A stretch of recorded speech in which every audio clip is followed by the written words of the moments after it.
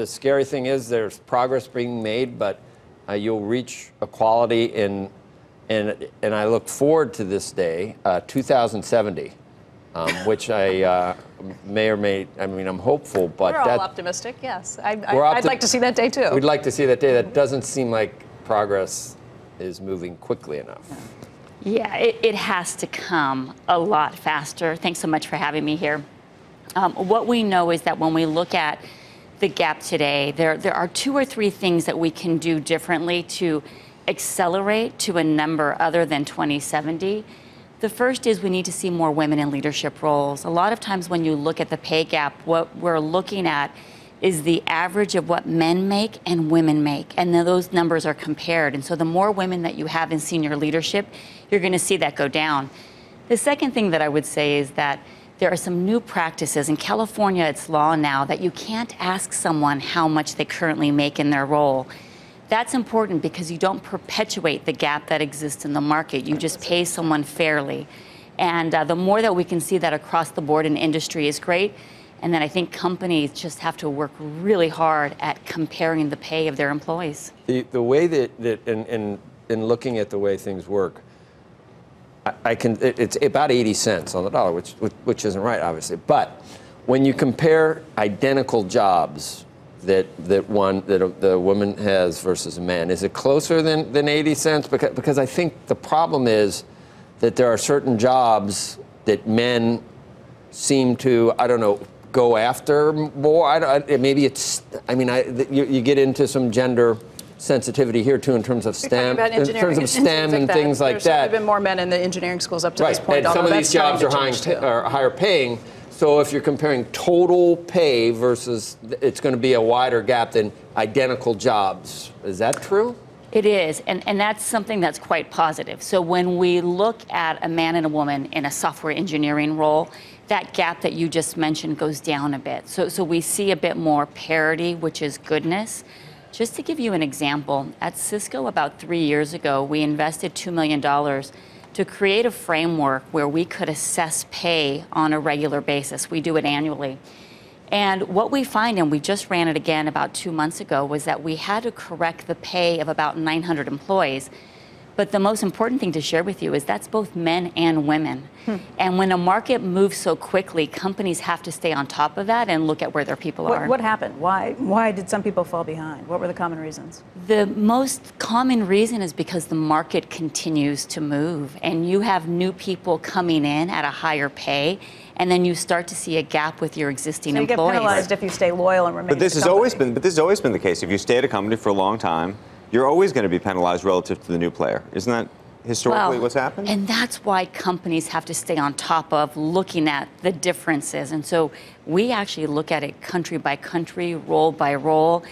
And my sense is regardless of how good we are in the hiring process, we're always going to have to do some cleanup because it's moving that quickly. Here's a tech question. So I was in Silicon Valley last week, and I kept hearing these stories about these certain engineers who are now getting these $20 million contracts. I mean, crazy contracts. Yeah, unbelievable. I met one of them. Unbelievable contracts. Sometimes they're 2 or 3 year long contracts, but they're for huge amounts of money. And these are clearly the superstars of the business. But my question is, when it comes to these sort of superstar level people, are you trying? I assume I don't want to say pure market, but how do you balance that against everything else? And I'm talking about gender, diversity, all of these other issues. Yeah, so what I would say to you is those are absolute corner cases. Right. And you're never going to have parity because businesses won't survive if they try to pay everyone at that level, although it seems rather lovely. So what I would say is what you are going to see is that companies like Cisco, we look at teams, and we really want to have teams that work together in the most effective way. So we're always going to look at how we compare to market. That's absolutely critical. We're also going to look at what's most meaningful to our employees, and it varies company by company, and I think that's critical as well. What do you think about complete disclosure and transparency? There are some smaller companies, I don't know if there's any big companies out there doing it fully yet, where everybody just knows what everybody else is making. It's really interesting because I think about that a lot. I think for our employees, they want more privacy. They don't want everyone knowing what they make. I will tell you something that we do, however. When we find, so for the 900 employees that we had to adjust their pay, we're overt about it. So we share with them, hey, you have fallen behind, so we're going to adjust your pay. Right. And we feel like it's that type of transparency that builds trust within a company as well. And so we absolutely support that. So hold on, but when you tell them we haven't been paying you properly, do they say to themselves, oh, this is great, I now want to stay here? Or do they say, oh, you know what, actually, I didn't realize actually how much the market has moved over the last decade since I started working here. I really should maybe look around.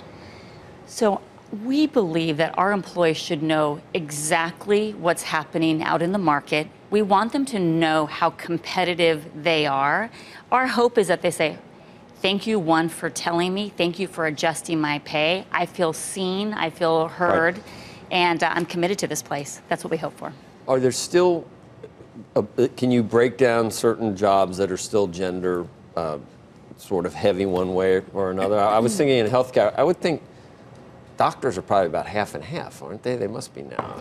But nurses, I would think, are still, or there's a lot of male nurses now, but I would still think that, so there you're going to see a disparity too. It just seems like there's certain jobs that still are gender specific that may not be, if you use the whole thing again and just look at total overall pay, it's going to come out skewed, where equal people may be much closer than you would think based on just, you know, antiquated ideas about what someone's supposed to do for a living.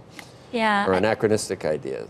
I think the changes by role are happening today. So you're going to see fewer roles where we say this is predominantly male or female. Right, yeah. I think it's breaking down, but what's most important is that nowadays all companies have the analytics to understand what's going on in the marketplace.